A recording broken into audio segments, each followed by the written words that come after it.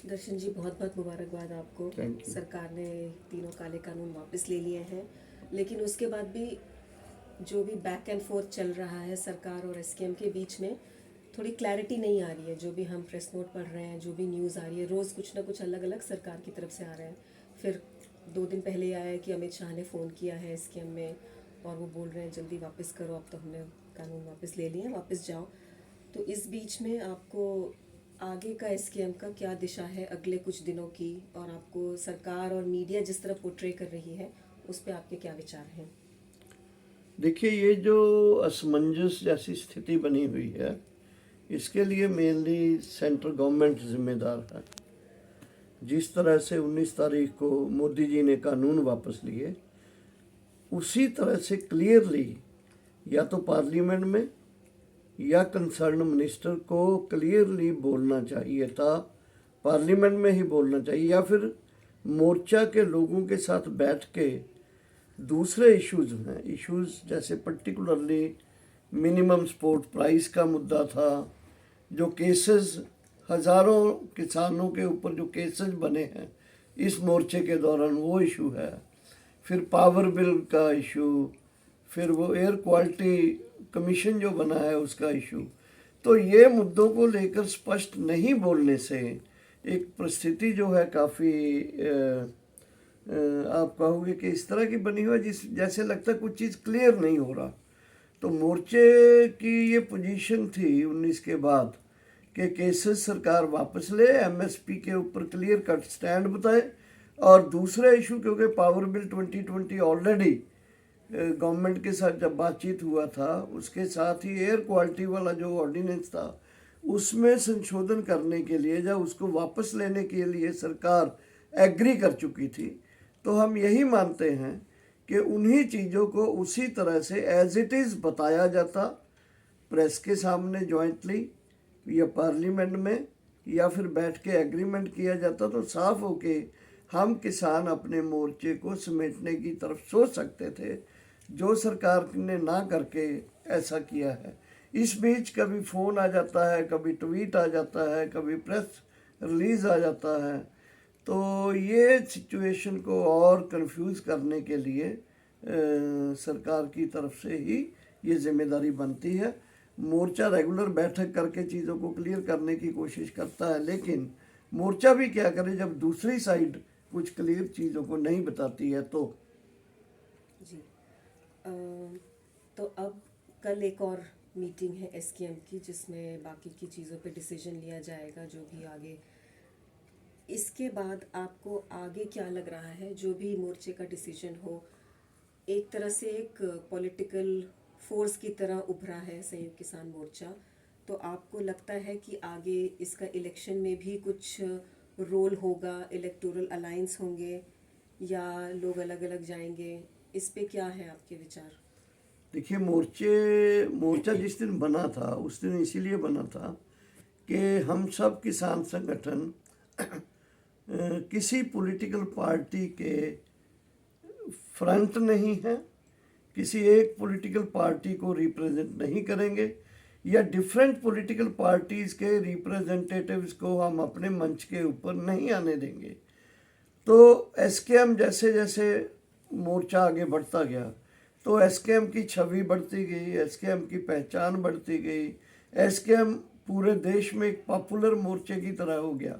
और SKM popular ही नहीं हुआ, बल्कि लोगों की डिमांड हो गई कि हर जगह एसकेएम बनना चाहिए। नो, ये क्वेश्चन काफ़ी लोग पूछ रहे हैं कि इलेक्शन होने वाला है, क्या मोर्चा इसमें खुद इलेक्शन लड़ेगा, किसी की सपोर्ट करेगा? तो इसमें मैं बहुत स्पष्ट करना चाहता हूँ कि एसकेएम में बहुत स्पष्ट है कि एसकेएम एज इट इज़ बतौर संयुक्त किसान मोर्चा किसी भी पार्टी को ना सपोर्ट करेगा, ना खुद कोई इलेक्शन एसकेएम के लिए कोई कैंडिडेट उतारेगा इलेक्शन में। हाँ, जो एसकेएम में अलग अलग संगठन है वो एसकेएम का नाम नहीं यूज़ करेंगे, इंडिविजुअल या संगठन वो अपने तौर पर किसी पार्टी को सपोर्ट करते हैं या इलेक्शन लड़ते हैं, लेकिन उनको एसकेएम का बैनर यूज़ करने की कोई अनुमति नहीं होगी। अपने तौर पर अगर करते हैं तो वो करें, वे उनकी अपनी एक डेमोक्रेटिक राइट के रूप में मोर्चा भी तस्लीम करेगा। और ज़्यादा से ज़्यादा कोशिश यही रहेगी कि एसकेएम के लीडर्स, एसकेएम के संगठन अपने तौर में एक किसानों के मोर्चे के रूप में ही रहें, ना कि किसी इलेक्टोरल प्रोसेस में वो जाएं। जी। इस एक साल के दौरान महिलाओं की, यूथ की बहुत भारी संख्या में लोग आगे आए हैं, सपोर्ट आया है। तो कई बार ऐसे होता है, मूवमेंट होने के बाद वापस जब जाते हैं वो अपने फिर उन्हीं सब कामों में लग जाते हैं। आपको क्या लगता है कि इसके बाद कुछ विमेन मूवमेंट का स्कोप है? यूथ के इतने इश्यूज हैं पंजाब में, क्या उनको कुछ दिशा मिलेगी, इससे कुछ बल मिलेगा फार्मर्स मूवमेंट देखिए, की एक तो सक्सेस मैं से? ये बताना चाहता हूँ कि इस मोर्चे को इतनी कामयाबी देने में दोनों फोर्सेस का, मेनली यूथ का और महिलाओं का बहुत बड़ा योगदान है इसमें। यूथ अगर इतने बड़े पैमाने पर इसमें इन्वॉल्व नहीं होता था तो ये दिल्ली के बॉर्डर्स के ऊपर आके इसका घेराव करना मुश्किल था। और बाद में महिलाओं की पार्टिसिपेशन जैसे बढ़ती गई है, उससे भी इस मोर्चे की खूबसूरती बहुत बड़ी है। और ये मैं एक जनरली बात बोलना चाहता हूँ कि मोर्चे के एक साल के दौरान केवल यूथ को नहीं, बल्कि मैं सोचता हूँ कि सभी वर्गों को, मजदूरों को, यूथ को, स्टूडेंट्स को, महिलाओं को, दलितों को, डेमोक्रेटिक फोर्सेस जितनी हैं, उन सब में एक कॉन्फिडेंस बिल्डअप हुआ है। सबको लगा है कि एक आंदोलन किए जा सकते हैं इस मोदी regime में। और ये जो एक अनफोल्ड हुआ है इनिशिएटिव, ये मुझे लगता है जारी रहेगा। और उसका